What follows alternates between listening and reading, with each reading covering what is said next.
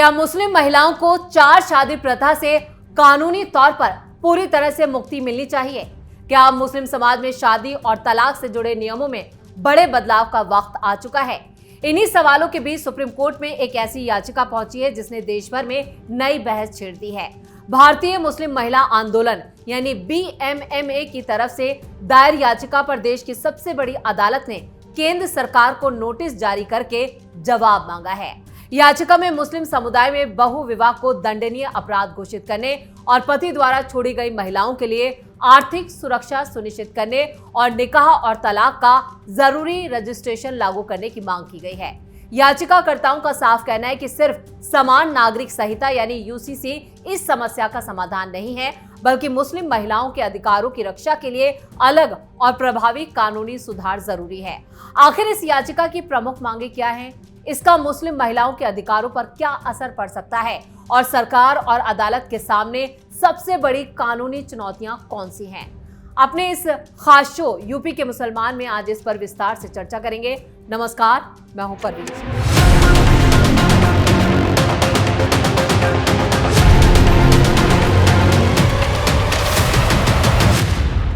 देश में मुस्लिम समुदाय के भीतर सदियों से चली आ रही बहुविवाह मतलब मुस्लिम पुरुषों को चार शादियों का हक यानी पोलीगैमी की प्रथा, जिस पर अब कानूनी शिकंजा कसने वाला है।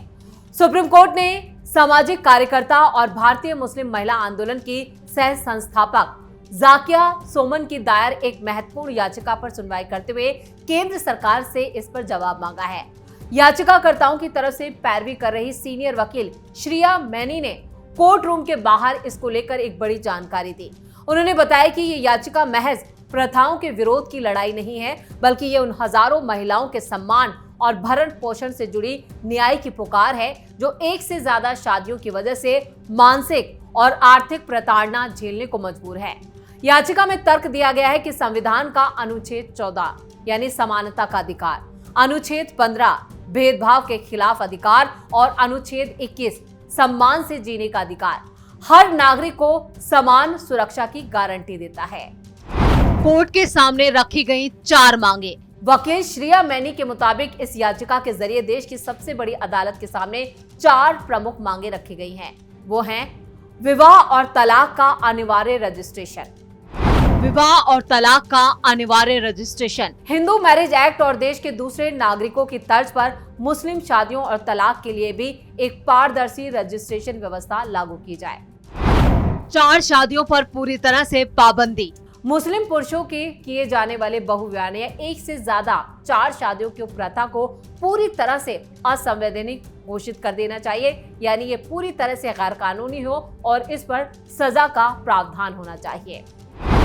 BNS की धारा 82 का दायरा, भारतीय न्याय संहिता यानी BNS की धारा 82 जो पहले IPC की धारा 494 थी, उसमें द्विविवाह यानी दो शादियां होने पर सजा का प्रावधान करती हैं। उसके तहत मुस्लिम बहुविवाह को भी अवैध यानी गैर कानूनी ठहराया जाए। जिस तरह से हिंदू मैरिज एक्ट में दूसरी शादी करना कानूनी तौर पर जुर्म है और उसके लिए सजा का प्रावधान है, उसी तरह से अब मुसलमान अगर चार शादियां करता है या एक से दूसरी शादी करता है तो उसके खिलाफ भी कड़ी सजा का प्रावधान होना चाहिए। महिलाओं के लिए विशेष फंड, प्रभावित महिला और दूसरी पत्नियों के फौरन वित्तीय संरक्षण और अंतरिम सहायता के लिए एक समर्पित सरकारी फंड यानी सहायता कोष भी उसका भी गठन किया जाए। इस मामले को सुप्रीम कोर्ट तक पहुंचाने वाली सामाजिक कार्यकर्ता जाकिया सुमन ने एक बड़ा बयान भी दिया। उन्होंने कहा, ये लड़ाई किसी धर्म के खिलाफ नहीं, बल्कि महिलाओं के सम्मान और कानूनी बराबरी के लिए है। मुस्लिम पर्सनल लॉ के तहत मिलने वाली असीमित छूट के कारण महिलाओं और बच्चों को सामाजिक और आर्थिक बेदखली झेलनी पड़ती है। साल 2017 में सुप्रीम कोर्ट ने एक साथ 3 तलाक इब्बत को असंवैधानिक करार दिए जाने के बाद से ही बहुविवाह और निकाह हलाला जैसी प्रथाओं पर कानूनी तलवार जो है वो लंबे वक्त से लटक रही है। हाल के दिनों में असम में बहुविवाह पर रोक लगाने के लिए पेश किए गए बिलों और उत्तराखंड में लागू हुए समान नागरिक संहिता यानी UCC ने इस बहस को राष्ट्रीय स्तर पर और तेज कर दिया है, जिससे साफ है कि ये मामला अब जल्द ही कानून के दायरे में आने वाला है। सुप्रीम कोर्ट ने केंद्र सरकार से मांगा जवाब। मामले की सुनवाई के दौरान सुप्रीम कोर्ट ने याचिका पर केंद्र सरकार को नोटिस जारी किया है और उसका पक्ष मांगा है। अदालत ने संकेत दिया है कि वो याचिका में उठाए गए मुद्दों की संवैधानिक और कानूनी दृष्टि से जांच करने को तैयार है। ये मामला मुस्लिम महिलाओं के अधिकारों और उनकी शादी से जुड़े कानूनी और लैंगिक समानता से जुड़ा होने की वजह से काफी महत्वपूर्ण हो जाता है। अब केंद्र सरकार को इस पर अपना विस्तृत जवाब दाखिल करना होगा। ये याचिका भारतीय मुस्लिम महिला आंदोलन की तरफ से सुप्रीम कोर्ट में दायर की गई है और जिस तरह से इस पूरे महिला आंदोलन ने अपनी 4 मांगे सुप्रीम कोर्ट के सामने रखी हैं, उससे साफ हो जाता है कि जितने भी जो मुस्लिम संगठन हैं, चाहे फिर वो मौलाना मदनी हो या फिर जमाते हिंद हो या जितनी भी जमातें हैं, अब उनके दरवाजे पे ये पूरा मामला पहुंचने वाला है और शरिया को लेकर अब तक ये लोग उसकी पैरवी करते रहे हैं, उनको ये मामला बहुत ज्यादा चुभने वाला है। ये याचिका जिस तरह से मुस्लिम महिला आंदोलन की तरफ से दायर की गई है, उसको लेकर मौलाना गैंग की बौखलाहट भी बढ़ेगी। संगठन का साफ कहना है कि मुस्लिम समुदाय में बहुविवाह की प्रथा महिलाओं के अधिकारों और सम्मान को प्रभावित करती है। याचिका में मांग की गई है कि मुस्लिम पुरुषों में एक से ज्यादा शादी करने की प्रथा पर पूरी तरह से बैन लगा दिया जाए और इसे कानून के तहत दंडनीय अपराध घोषित किया जाए। बीएमएमए ने अपनी याचिका में संगठन के लिए किए गए एक सर्वे का भी जिक्र किया है। संगठन का दावा है कि बड़ी संख्या में मुस्लिम महिलाओं ने बहुविवाह यानी एक से ज्यादा शादियों का विरोध किया है और उसे कानूनी रूप से समाप्त करने की मांग की है। याचिका के अनुसार कई महिलाओं ने बिना उनकी सहमति के दूसरी शादी किए जाने, आर्थिक उपेक्षा, मानसिक उत्पीड़न और सामाजिक असुरक्षा जैसी गंभीर समस्याओं का सामना करने की बात कही। संगठन का साफ कहना है कि बहुविवाह की वजह से कई महिलाओं और उनके बच्चों का जीवन असुरक्षित हो जाता है और उन्हें कानूनी संरक्षण तक नहीं मिल पाता। याचिकाकर्ताओं ने अदालत में दलील दी है कि समान नागरिक संहिता यानी यूसीसी के जरिए बहुविवाह पर रोक लगाने की कोशिश जो है वो पूरी तरह से काफी नहीं है, यानी इस पर और कड़े प्रावधान और कड़ी सजा का ऐलान होना चाहिए। उनका साफ कहना है कि मुस्लिम महिलाओं की समस्याओं का जो ध्यान में रखते हुए अलग कानूनी सुधारों और सुरक्षा उपायों की जरूरत है, इसलिए अदालत और सरकार को इस मुद्दे पर स्वतंत्र रूप से विचार करना चाहिए। मुस्लिम मॉडिफाइड कोड लागू करने की मांग। वैसे बीएमएमए ने अपनी याचिका में मुस्लिम महिलाओं के लिए एक मुस्लिम मॉडिफाइड कोड लागू करने का सुझाव भी दिया है। प्रस्तावित व्यवस्था के तहत निकाह और तलाक का अनिवार्य रजिस्ट्रेशन सुनिश्चित किया जाए, यानी अगर तलाक भी हो रहा है तो भी उसका रजिस्ट्रेशन हो और शादी हो रही है उसका भी रजिस्ट्रेशन हो, ताकि शादी और तलाक से जुड़े विवादों में महिलाओं के अधिकार सुरक्षित हो सके। इसके अलावा महिलाओं को आर्थिक, सामाजिक और कानूनी सुरक्षा देने के लिए साफ तौर पर एक बड़ा प्रावधान यानी कानूनी प्रावधान किए जाने की भी जरूरत है। याचिका में उन महिलाओं की स्थिति पर भी चिंता जताई गई जिन्हें पति अक्सर छोड़ देते हैं या उनकी बिना सहमति के दूसरी शादी कर लेते हैं, जिसके बाद वो आर्थिक रूप से काफी बेसहारा हो जाती हैं और उनके पास खाने तक के लिए पैसे नहीं होते।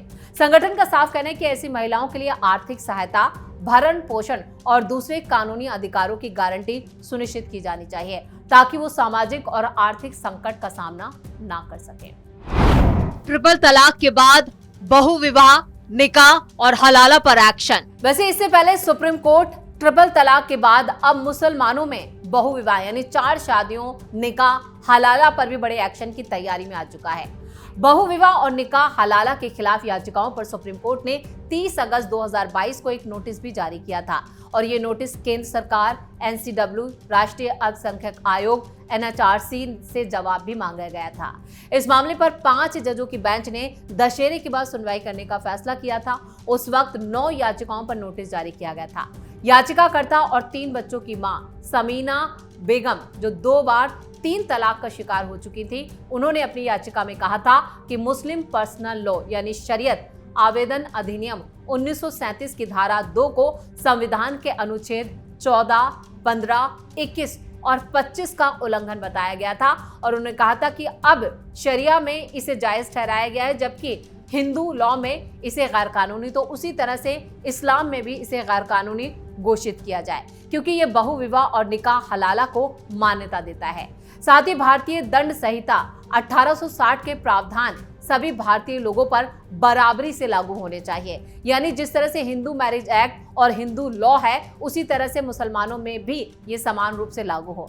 याचिका में यह भी कहा गया कि ट्रिपल तलाक आईपीसी की धारा 498A के तहत एक क्रूरता है। निकाह हलाला आईपीसी की धारा 375 के तहत मुस्लिम महिला पर ज्यादती करता है और बहु विवाह आईपीसी की धारा 494 के तहत एक अपराध भी है। साथ ही याचिका में यह भी कहा गया है कि कुरान में बहु विवाह यानी 4 शादियों की इजाजत इसलिए दी गई थी ताकि उन महिलाओं और बच्चों की स्थिति में सुधारी जा सके, यानी उन्हें सहारा मिल सके जो उस समय लगातार होने वाली जंग की वजह से बाद में बच गए थे। यानी जो महिलाएं और बच्चे बच जाते हैं तो अगर एक आदमी जो आर्थिक तौर पर काफी मजबूत है वो उन बेवा औरतों से शादी कर ले, उन बच्चों को पनाह दे, इसकी इजाजत कुरान में इसका जिक्र किया गया था।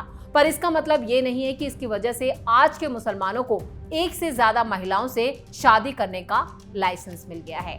याचिका में उन अंतर्राष्ट्रीय कानूनों और उन देशों का भी जिक्र किया गया है जहां बहु विवाह पर पूरी तरह से रोक है।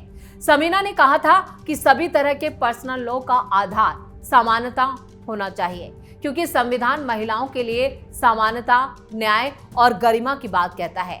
इससे पहले सुप्रीम कोर्ट के सीनियर वकील अश्विनी उपाध्याय ने भी बहु विवाह और निकाह हलाला पर पूरी तरह से रोक लगाने की याचिका दायर की थी। उनका साफ कहना था कि इससे महिलाओं के मौलिक अधिकारों का हनन होता है। इसके अलावा उत्तर प्रदेश के बुलंदशहर की 27 साल की फरजाना ने बहु विवाह और हलाला को असंवैधानिक करार देने की मांग वाली याचिका सुप्रीम कोर्ट में दायर की।